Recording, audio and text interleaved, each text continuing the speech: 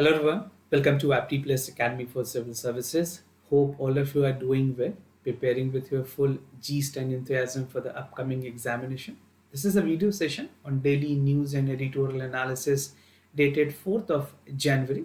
Through this video session, I'll be discussing the important news and editorial both from the Hindu and Indian Express, which will help and cater the aspirant of civil services and other state public service commission examination conducted by various states.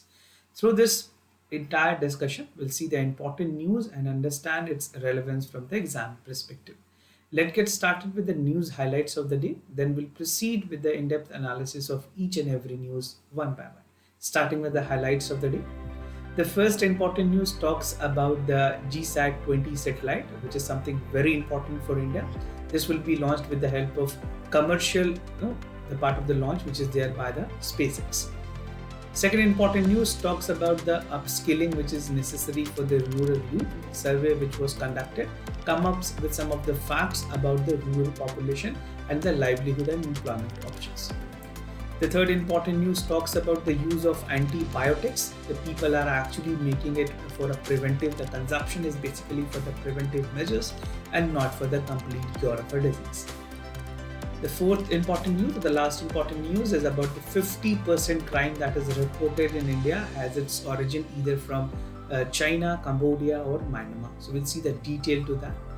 And I'll be concluding the session with editorial that talks about the IT searches, a form of extra constitutional power and how to right to privacy of an individual is breached out despite the fact by the judgment which was given by the Honorable Supreme Court in the KS Puttaswamy judgment. So we'll see the detail to that and understand the article from the examination point of view.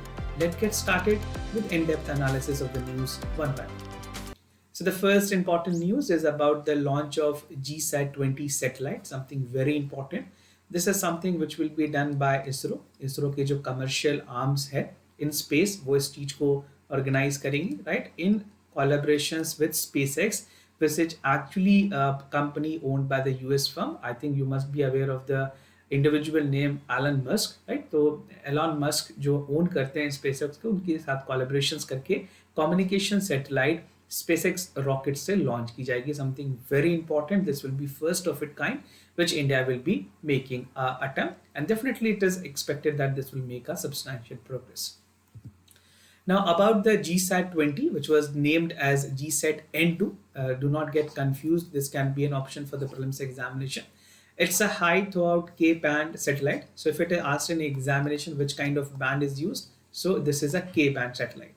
Now K-band satellites deliver high-speed broadband connectivity, and it's a digital video, audio and transmissions are at the higher speed and higher rate. GSAT 20 weighs around 4,700 kg, offers HTS capacity over nearly 48 Gbps. So if it is asked some technical details, these are the details that you can take a note of.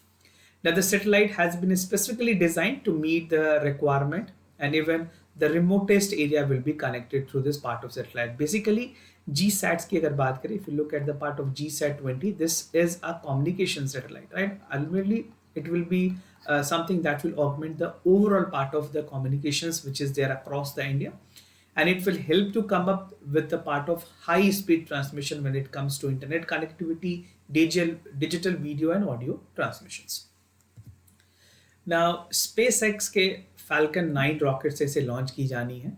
This entire process is taken care by the National New Space India Limited, which is a commercial arm for ISRO. There was N-Space, which was the earlier version, जिसे finally जो National Space India Limited के साथ merge कर दिया गया. ISRO will be launching the onboard Falcon 9 under the services which is NSIL and SpaceX. Collaborations already हुई हैं दोनों के बीच में, and they are looking forward to further proceed with the entire launch process. Falcon 9 is the world's first orbital class reusable rocket. This is an important point. This is something which can be used, and this is called as a reusable rockets. Reusable rocket allows SpaceX to fly in a most expensive part, और खास करके बात करें जो cost of space access है वो भी कम होती है with this kind of uses which is there. Now precise details is required about the Falcon 9 rocket. This can be relevant for many other competitive examination that you will be appearing for. So its height is around 70 meters. Stages are two. The boosters are two. There are other minute details which you can know. The stage is there. The first stage is there. This is the landing legs. These are the details. The payloads detail are mentioned over here. Now क्या significance होगी इस तरह के launch की, India को क्या specifically मदद मिलेगी? First and foremost I have told you that this is a communication satellite ultimately helping in the part of overall speed capacity in terms of video transmissions, audio transmission. This will also improve the total speed, and the nearly speed capacity is around 48 gbps. The satellite has been specifically designed to meet the demand of the remotest area of the country, which include Andaman, Nicobar, and Lakshadweep Island. So the UT's other part will also, the island nations of the part of the island state will specifically be cater, either it is UT or the state, they will be ultimately getting the most benefit out of it. The high capacity satellite will boost India's broadband connectivity, especially in the remote and unconnected region of the country. So overall, the government is planning to ensure that the high speed connectivity is there in pan India, right? And this will ensure, and this will be possible with the launch of the GSAT 20. Now moving ahead with other news, why is upskilling necessary for the rural youth? This is something very important.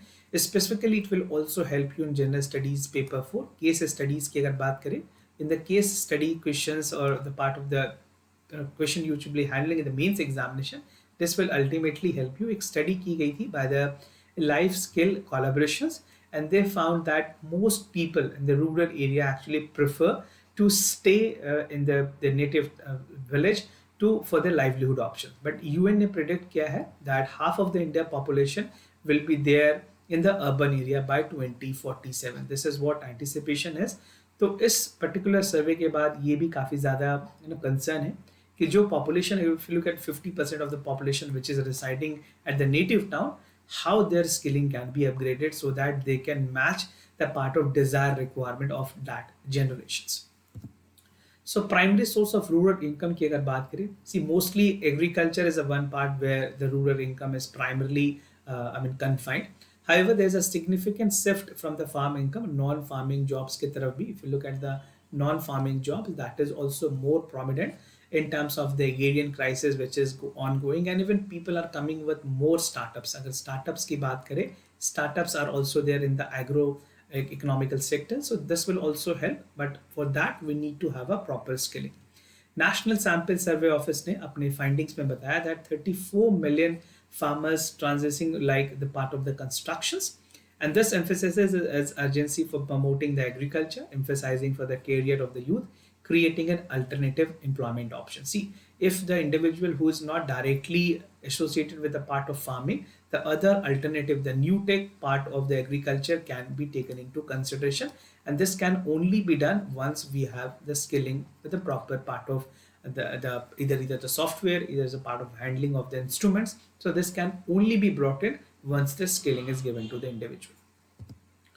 Now, how to measure and how to control the migrations? What are the measures that is essentially required so that we can curb out the part of migration which is there? We have seen that people from the native town reach out to the metropolitan cities, right? So in metropolitan cities, they actually look for more job opportunities. So how this can be curbed down? So to curb the migrations for the rural youth, it is very important that vocational training insisting pertaining to the rural skill can be given in the same native place. This is first and foremost. The part of aspiration is looking forward for the local opportunities during the school discussions, and upskilling opportunities is to what the Delhi government is actually trying to achieve. One skill on will initiative must be brought through the student doorsteps. Now, current vocational educational opportunity की अगर बात करें in rural India, Industrial Training Institute of the vocational educations to upskill population, but there is a lack of the placement options. If you look at the current present context scenario, most of the people who are actually being doing with the professional course or vocational course are not getting placed. So this need to be addressed. जो placement की concern है उसे ध्यान में रखने की जरूरत है. Currently, the rural education lack the part of skill development, imparting that the school education is not proper. So a specific kind of skilling is mandatorily required. According to the life skill collaborations, a survey was conducted where it was found that 15, almost close to 16,000 youth were living in 11 districts, and two-thirds of them were aged between 19 to 22, which has never received the vocational training, and only 5% were enrolled. So you can see the enrollment ratio is pretty less compared to the total number and the total strength.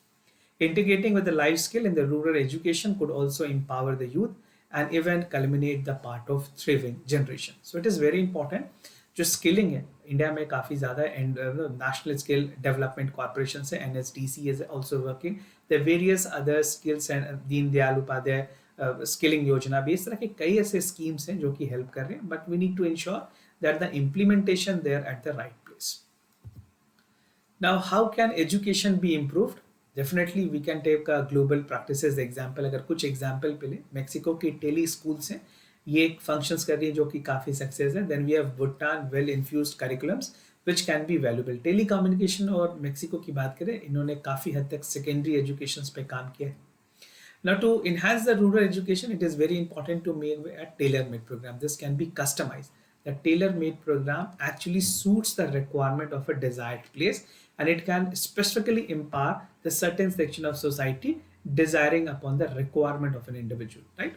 Now, the organizations such as NEET Foundation और प्रथम institution ये दोनों मिलके काम कर रही हैं ताकि रूरल एरिया में अपस्किलिंग अपॉर्चुनिटीज और ज़्यादा से ज़्यादा बढ़ाए जा सके. Now, there's another skilling mode called as hybrid life skilling program, which is there by the collaboration of NEET foundations. They're collaborating on the self-learning platforms, and even the Pratham, which is again an institution, is calling for an industry-specific skill, which include healthcare, electricity, construction, and life skill. तो ये कुछ ऐसे areas हैं. These are the area of interest upon which the part of skilling is actually been given to the individual in the specific rural pockets or the landlets, right? Now, moving ahead, NCDC survey on the antibiotics use. This is again something very astonishing fact that is coming. A recent survey was conducted with the National Center for Disease Control under the ministry. So it says that the patient were given antibiotics to prevent infection rather than to treat it. Now, what is happening if you take good number of antibiotics, right, without the part of the proper prescription, there is something which is called as antimicrobial resistance, which is known as AMR. आपको बताऊंगा AMR के क्या क्या negative consequences हैं. Even the recommendations for WHO will also be discussed. तो सर्वे में क्या important findings दी गई है by the national centre for disease control, the NCDC. They have actually found that the patients treated on a 5-day visit that the 20 tertiary care institutions across 15 states and 2 union territories were found. So these were the survey which was conducted on specific state and UT. It found that 11,588 admissions were there and 9,652 eligible patients, with 72 were only prescribed with the antibiotics. 72% उसमें ऐसे थे patients जिनको antibiotic prescribed की गई. And only 45 of them were prescribed antibiotics with therapeutic indications meant to treat with this infections, right? Infection से prevention एक अलग चीज होती है. If you look at the prevention part, and the other is the part of the cure, right? So to preventive measures, these were only prescribed only 45% of the individuals. Now, और क्या findings है NCDC के सर्वे में? It found that 50%, nearly 10,000 of the patients were prescribed with antibiotics rather than the testing of the part of the infection. See, the testing is one thing that is important. When you have been diagnosed, the pathology which is there, उसके बाद जो diagnostic होती है वो medicines के through की जाती है. The diagnostic, when it is done, the final cure comes with the part of medications. So the survey has highlighted that the increasing number of antimicrobial resistance has reached up to 94% of the patients, which has been receiving the confirmed medical diagnosis with the specific infection causes.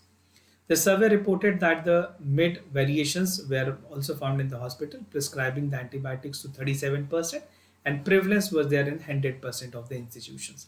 Now, this is the finding. Now, the ground reality might differ because we have seen the people are also using the antibiotics over the counter, right?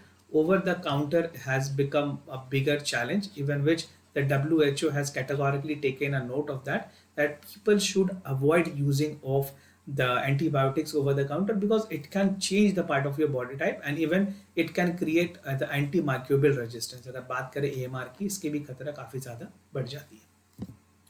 Now, what is the WHO take on the AMR? First and foremost, the WHO has identified antimicrobial resistance as one of the top threat to the public health, right? natural phenomenon है, as bacteria evolve making drugs to use to treat the infection less effective. अगर आपने बार बार frequent antibiotics ली हैं तो उनकी जो effectiveness है वो longer run में कम होती है. However, the NCDC survey have noted that the main drivers for the development of antimicrobial resistance is excessive and inappropriate use of antibiotics, which should only be taken under the supervisions of doctors. Do not take any antibiotics over the counter. If you're in the dire need, you can here and there choose that, but try to avoid. These are my personal suggestions. The NCDC is a nodal agency that is actually implementing the part of AMR containment and even for the part of key component which is there for surveillance of the antibiotic drugs. तो अगर बात करें India में तो nodal agency की बात करें, NCDC is actually taking care for the entire part. Now, what are the WHO recommendations? And no, even WHO has come up with the detailing that how it actually circulate. अब देख सकते हैं किस तरह से एंटीबायोटिक्स की जो circulations है from the part of environment then again to human, the entire chain is there which actually lead to the part it reaches out to the human or individual, right? So we definitely need to hear antibiotics with care. This is what the World Health Organization has even recommended. Now moving ahead with other news, that is cybercrime plans find its origin in China, Cambodia and Myanmar. There was a cases that was reported and this is something which has come up with the IC3, that is the Indian Cybercrime and Criminal Coordination Center. We'll call it IC4, that is precisely, that is in short it is called IC4. और इसमें बताया गया that 50% of daily the total cases that has been reported has traced back its origin from China, Cambodia and Myanmar, right? So these are the countries where most of the cases has been traced back. Now cybercrime cases की अगर बात करें, as per the IC4 they have said that almost 5,000 cases are reported on a daily basis. This is the average number that is reported in India. और दिसंबर की अगर बात करें, this is a data, almost 10,319 crore has been lost in a cyber fraud. और उसमें कुछ 15.5 lakh cyber complain record किए गए हैं, रजिस्टर्ड किए गए हैं. And even if you look at the data, the 5 years, 31 lakh cybercrime complaints were received as an FIR and filled with 66,000 cases. But the number of amount that has been received is pretty less compared to what actually was lost. Now this is a map which will help you understand किस states में कितनी ज़्यादा cases report की गई हैं, the rate of crime. This include the part of cyber crime and other crimes, precisely vulnerable digital spaces. So Uttar Pradesh is among them, Karnataka, Maharashtra, Telangana, Assam, Odisha, Andhra Pradesh, Bihar. The list goes on and on. I mean, you can check this by pausing this video. These are the other details of the cases per million. If you're belonging to any specific state, you can have a record of your state. Specifically, this will also help you in the personality test or the interview. Now moving ahead with the helpline and grievances, the part of the IC4 has actually come up with the provisions where 36 states में अगर इस तरह के cases report किए गए हैं financial fraud के लिए, तो एक dedicated number है जो कि helpline में help करेगी 1930. This is very important. You can share it with your near and dear one as well. कि ये नंबर है, अगर किसी के साथ साइबर फ्रॉड होती है तो इमीडिएटली रिपोर्ट कर सकते हैं, उनकी मनी को ब्लॉक कर दिया जाएगा with in an hour of the fraud. Suppose a fraud take place, I mean, you come to know within 5 or 10 minutes. If you're reporting within an hour, your money will be held by the concerned bank.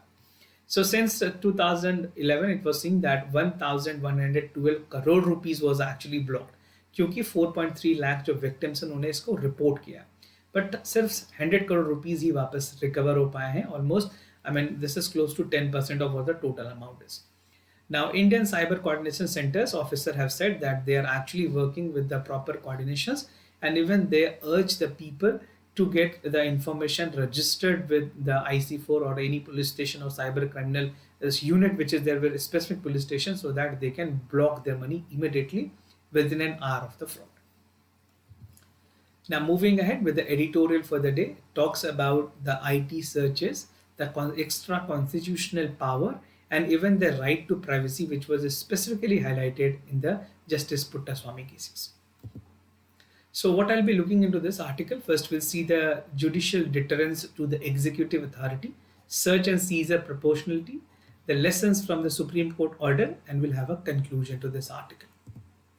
So in 2017, I mean, if you trace back to 2017, there was a Supreme Court judgment in KS Puttaswamy versus Union of India, where fundamental right of an individual and right to privacy the right to privacy was considered as a fundamental right, right? And it make a significant milestone in the civil right jurisprudence. अगर law के sense में बात करें, if you look at the prima facie of any cases that is reported and there's certain violation of right to privacy, this is something which will be called as a infringement to the right to, the part of fundamental right precisely. Now, the decision was expected to safeguard the natural liberty, arbitrary government actions, right? And even six separate judgment भी हैं इसको लेकर के अलग-अलग cases में अलग-अलग बातें कही गई हैं. But everyone has a common voice that right to privacy should be the fundamental right, right? The verdict has emphasized on individual core constitutional discourse and even affecting the right to privacy related to the right to rigorous and scrutiny should be taken into consideration. Now, judicial deterrence to executive authorities की बात करें, कुछ specific powers दिए गए हैं IT authorities को under section 132. So under section 122 of the Income Tax Act, the provision empower the tax authorities with unrestricted police authority to conduct search, seizures, in cash, bullions, dwellers and other part, and reason to believe whether income disclosure or whether it is adequate or inadequate. This power has been vested under the Income Tax of the 1961. Now, this is something that has a statutory safeguard with a purpose on the ground, such as, which is a minimal part. I mean, this can be implemented by the IT officials. But recently, Gujarat officer ने इसको scrutiny किया और कहा कि जो income tax authorities हैं, उन्होंने एक lawyer पे raid किया था, right? And this raid was again something which family was actually kept for the part of, अगर आप देखें, तो उनको virtually that was being treated or they have been kept for the search and seizure from morning November to November 7th. So this was alleged that the family were actually virtually detained. The virtual detainment took place. See, when it comes to detainment, this is a power which is given to IT official. But to a fact, everything should be legitimized. You cannot even breach the right to individual privacy, which we have seen in the recent past of the raid that was there in the most of the journalists, and they have specifically highlighted this case to the mainstream media and even to the Supreme Court. Now search and seizures की अगर बात करें, search और scissor और उसके साथ साथ किस प्रोपोर्शनैलिटी से ये काम हो रही है, सेक्शन 132 में जो पावर इन्विसाज किए गए हैं आईटी ऑफिसर्स को, the constitutional provisions is challenged in the Pooran Mal versus the director of inspection. The Supreme Court upheld the MP Sharma versus Satish Chandra case as well. If you want to read more, you can precisely Google this particular cases. You'll get the detail of that. The court also rejected the notion that the statutory searches provision could be undermining the constitutional protection under Article 23, which is again a fundamental right of an individual. Now, lessons from the Supreme Court, कुछ important अगर बात करें, दो findings हैं. The concern is with regards to the Code of Criminal Procedures, where action were typically authorized by magistrate. So magistrate power and assent is prior required to cut for the search and seizures. But it will be again changed with the BNS coming into the action. Possibly by 26th of January 2024, government will be implementing the new 3 code. We'll see post to that how it will function.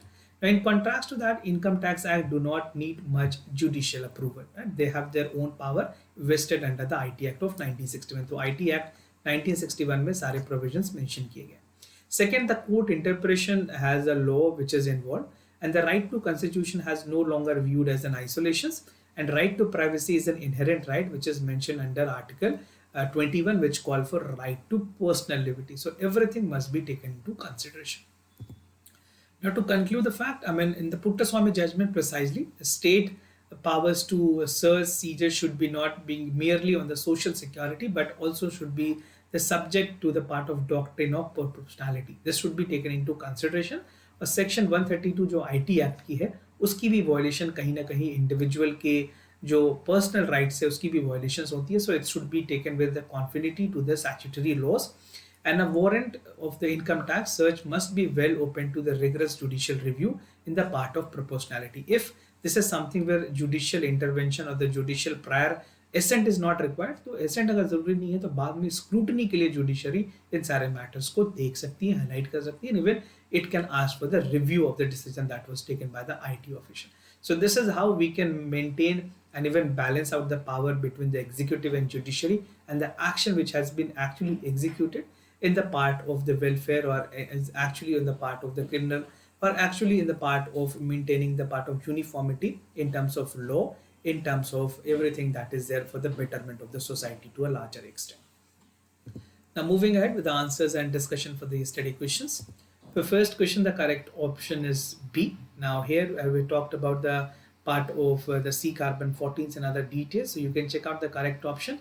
Here the option 1 is correct and option 3 is correct. So the correct option is B. For second question, the correct option is C. This is regarding the spectrometer. इसके दोनों statement correct है. Both statement 1 and statement 2 is correct. If you want to read more detail, pause this video and read out the statement one by one. Moving ahead with the daily MCQ questions for the day. The first question is about the River Debika project. It's a revitalizing initiatives on the out of Jammu and Kashmir. It intended to create the catchment area of ghats for bathing. The state government is covering the full expenses of it. So there are three statements as per the recent changes which has been brought in by the civil services examination. I mean precisely by the UPSC. So accordingly we are framing the questions. You need to have your participation by just writing the question number 1 followed by the correct option. Whatever is the logical conclusion, you can drop your answers in the comment section down below. Your participation will definitely motivate us to give us and come up with the more good questions for you. The second question is about the Genocide Convention 1948. Under this act, imposing measure intent to prevent birth within the groups that is called as genocide.